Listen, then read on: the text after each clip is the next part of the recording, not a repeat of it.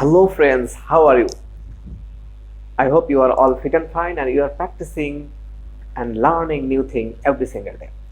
আজকে আমরা ফিজিক্স 1 এর খুব গুরুত্বপূর্ণ এবং খুবই মজার একটা প্রশ্ন নিয়ে আলোচনা করব। সেটা হলো প্রমাণ করো স্থিতি ঘর্ষণ গুণাঙ্ক মিউ সমান tan থিটা।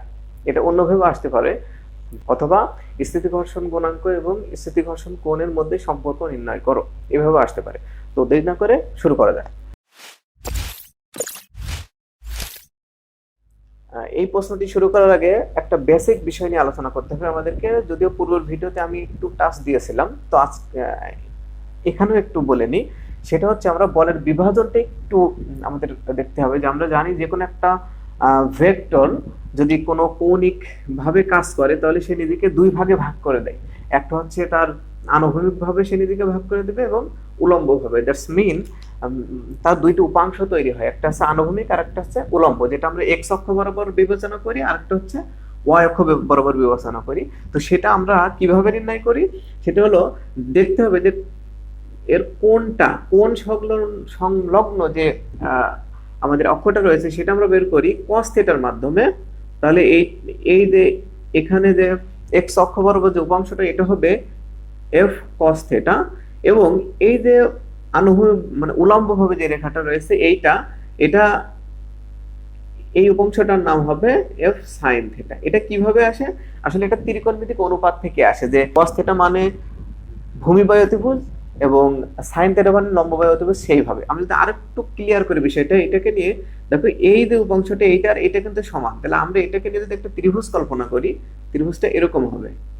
এটা হচ্ছে f আর এটা হচ্ছে থিটা। এখন তুমি চিন্তা করো, তুমি এইটার মান বের করবে এক্স এর মান, আর এখানে লম্ব হচ্ছে ওয়াই। তুমি এক্স এর মান যদি বের করো তাহলে এক্সটা হচ্ছে ভূমি আর এফটা হচ্ছে অতিভুজ। সেই হিসেবে আমাদের ত্রিকোণমিতিক অনুপাতটা হবে cos থিটা সমান ভূমি বাই অতিভুজ।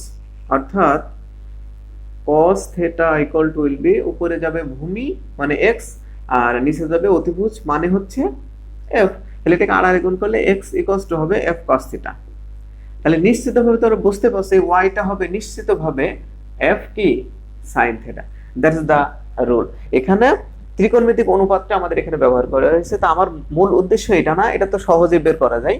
তো এখানে এইটা আর এইটা আমরা সিমিলার যদি কল্পনা করি তাহলে এটা হবে f sin থিটা, এই উপাংশটা, উলম্ব যে উপাংশটা।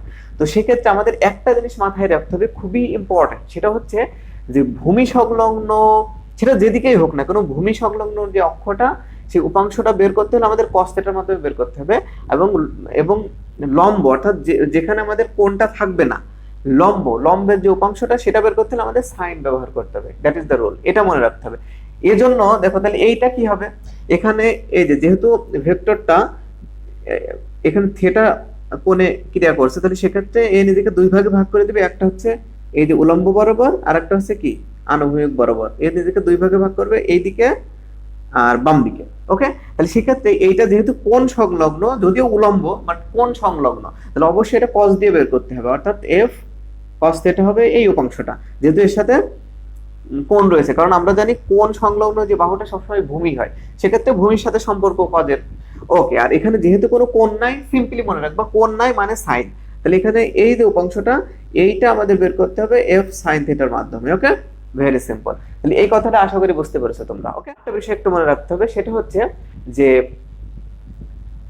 অভিলম্ব প্রতিক্রিয়া বলটা আসলে কি, এটা খুবই ইম্পর্টেন্ট। অভিলম্ব প্রতিক্রিয়া বলটা হচ্ছে যে আমার হাতের উপর একটা ডাস্টার তোমরা দেখতে পাচ্ছ, এই ডাস্টারটার যতটুকু ওজন রয়েছে, এই ডাস্টারটা স্থির আছে কেন? কারণ হচ্ছে এই ডাস্টারটা যতটুকু ওজন নিচের দিকে কাজ করছে, আমরা জানি ওজন সর্বদা নিচের দিকে কাজ করে গ্র্যাভিটি বরাবর। তো ওজনটা যেহেতু নিচের দিকে কাজ করছে, আমার হাত ঠিক এর সমপরিমাণ একটা বল উপরের দিকে মানে বিপরীত করবে, উপরের দিকে প্রয়োগ করছে, যার কারণে এই ডাস্টারটা কিন্তু স্থির আছে। এবং এই যে এটাকে বলে প্রতিক্রিয়া বল, এই যে লম্ব প্রতিক্রিয়া বলটা সর্বদা আমার যে তলটা রয়েছে, ও যে ডাস্টারটা যে তলের উপরে রয়েছে, তল থেকে 90 ডিগ্রিতে হবে। এখন এই তলটা যদি একটু অ্যাঙ্গেলে সরে যায়, এই অভিলম্ব কিন্তু 90 ডিগ্রি থেকে এক চুলো সরবে না, জাস্ট অভিলম্ব নড়তে থাকবে এইভাবে। জাস্ট আমাদের তলটা যতটুকু যেভাবেই থাকবে, অভিলম্বটাও কিন্তু ঠিক তলের সাথে 90 ডিগ্রিতেই থাকবে। এটা হচ্ছে ইম্পর্টেন্ট বিষয়। ওকে, তাহলে সেক্ষেত্রে আমরা একটু কল্পনা করি যে একটা ব্লক একটা থিটা ডিগ্রি কোণে আনত একটা তলের উপর একটা ব্লক রাখা আছে যার ওজন হচ্ছে ডাব্লু। ওকে, এখন ওজন আমরা সবসময় জানি নিচের দিকে কাজ করে, ও কিন্তু নিচের দিকে কাজ করে, বাট ওর যে প্রতিক্রিয়া বল রয়েছে সেটা কিন্তু ঠিক তল তল থেকে ঠিক 90 ডিগ্রিতে কাজ করবে। দ্যাটস এইটা কিন্তু 90 ডিগ্রি, আমি এটাই কিছুক্ষণ আগে বললাম। ওকে, তাহলে সেক্ষেত্রে এর কিন্তু দুইটা উপাংশ তৈরি হবে, একটা হচ্ছে এই বরাবর আর একটা ঠিক এই বরাবর। তো এই বরাবর যে উপাংশটা সেটা হচ্ছে আমরা দেবো, যেহেতু কোণ সংলগ্ন, কিছুক্ষণ আগে আমরা দেখেছি এটা, যেহেতু কোণ সংলগ্ন এই উপাংশটা হবে ডাব্লু কস থিটা, আর এখানে বল হচ্ছে ডাব্লু। আর একইভাবে বাম দিকে এটা কিন্তু এখানে কিন্তু কোনো কোণ নাই, তার মানে এটা এটা আমাদেরকে বের করতে হবে সাইনের মাধ্যমে, তাহলে এটা হবে W sine theta. That is very important. Okay, এখন আমরা আমাদেরকে এই উলম্ব এবং আনুভূমিক বলটা আমরা যদি বিশ্লেষণ করি তাহলে কিন্তু আমাদের এখানে হয়ে যাবে। ওকে, তো সেক্ষেত্রে আমরা একটু দেখে নিই এখানে কি কি রাখা আছে। এখানে দেখা যাচ্ছে যে ডাব্লু ওজনের একটি ব্লক রাখা আছে এবং থিটা হচ্ছে ঘর্ষণ কোণ, মিউ হচ্ছে আমাদের স্থিতি ঘর্ষণ গুণাঙ্ক, এই তো। আর আর রয়েছে আমাদের এখানে অভিলম্ব প্রতিক্রিয়া বল এবং এফ রয়েছে ঘর্ষণ বল।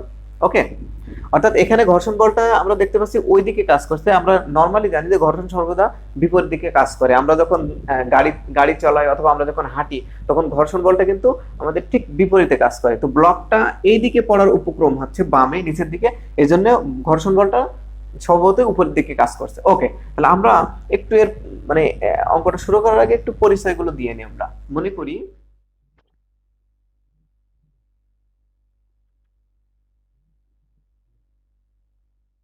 ওকে বন্ধুরা, তাহলে আমরা এখানে লিখেছি যে ডাব্লু হচ্ছে ব্লকের ওজন, এফ হচ্ছে ঘর্ষণ বল, মিউ স্থিতি ঘর্ষণ গুণাঙ্ক, থিটা হচ্ছে ঘর্ষণ কোণ এবং আর হচ্ছে অবিলম্ব প্রতিক্রিয়া বল।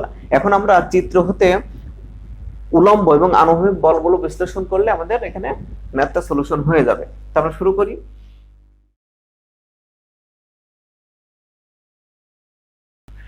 ওকে বন্ধুরা, আমরা দেখতে পাচ্ছি যে আনুভূমিক বল রয়েছে এই বরাবর। তো আমরা এখানে একটু মনে করব, চিন্তা করব যে আমরা কল্পনা করব ডান দিকে যে বলগুলো রয়েছে এক্স অক্ষ বরাবর সেগুলোকে আমরা প্লাস ধরবো এবং বাম দিকে যেগুলো সেগুলো মাইনাস ধরবো। একইভাবে উলম্ব বরাবর যেগুলো রয়েছে আমরা উপরের দিকে যে বলগুলো কাজ করছে সেগুলো প্লাস ধরবো আর নিচের দিকে কি সেগুলোকে আমরা মাইনাস ধরবো। তো সেটা সেটা আমরা করি। প্রথমে আনুভূমিক ভাবে দেখি, আমাদের ডান দিকে যাচ্ছে কিন্তু এফ, এটা কিন্তু ডান দিকে, এই জন্য প্লাস এফ, এবং বাম দিকে যাচ্ছে মাইনাস, তাহলে মাইনাস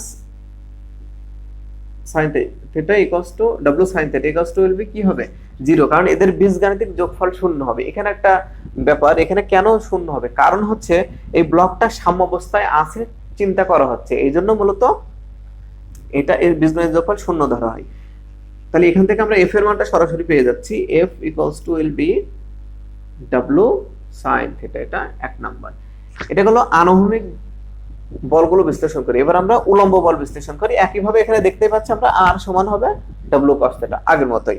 তাহলে আমরা লিখি আবার, তুমি চাইলে এভাবে লিখতে পারো, আর minus W cos theta equals to zero divide বা R equals to will be W cos theta. এটা হচ্ছে 2 নম্বর সমীকরণ। ওকে বন্ধুরা, আশা করি এই পর্যন্ত বুঝতে পেরেছো। এবার আমরা 1 নম্বর এবং 2 নম্বর সমীকরণকে যদি আমরা ভাগ করি তাহলে আমাদের কাঙ্ক্ষিত রেজাল্ট পেয়ে যাব। ওকে, তাহলে আমরা 1/2 থেকে পাই, তাহলে আমরা জাস্ট এটা কি করব, ভাগ করার নিয়ম হচ্ছে সমান সমানের বাম পাশের গুলো ভাগ করব, সমান ডান পাশের গুলো ভাগ করব। তাহলে বাম পাশে কে কে আছে, এফ আছে, আর আছে, তাহলে আমরা এটাকে ভাগ অবস্থায় রেখে দেব। F by R equals to will be, ডান পাশে আছে ডাব্লিউ সাইন থিটা, আবার নিচে কি আছে ডাব্লিউ কস থিটা। তাহলে সেক্ষেত্রে আমাদের প্রমাণটা সহজে হয়ে যাবে, F by R equal to will be W W কাটাকাটি সাইন বাই কস মানে হবে কি ট্যান থিটা। এখন বন্ধুরা দেখো, আমাদের কিন্তু অঙ্ক প্রায় সেম। এটা যদি 3 নম্বরে রাখি আমরা, তাহলে দেখো F by R equals to tan theta, কারণ আমাদের প্রমাণে চেয়েছে যে mu equals to tan theta. আসলে এফ বাই আর মানেই হচ্ছে মিউ। কেন? কারণ হচ্ছে মিউ হচ্ছে স্থিতি ঘর্ষণ গুণাঙ্ক, আর আমরা জানি যে সীমাস্থ ঘর্ষণ বল এবং অভিলম্ব প্রতিক্রিয়া বলের অনুপাতকে বলা হয় স্থিতি ঘর্ষণ গুণাঙ্ক, যেটাকে মিউ দ্বারা প্রকাশ করা হয়। তোমরা একটু নাম্বার ফুলফিল পাওয়ার জন্য একটু লিখে নিলে ভালো হবে। তো আমরা একটু লিখে নিই।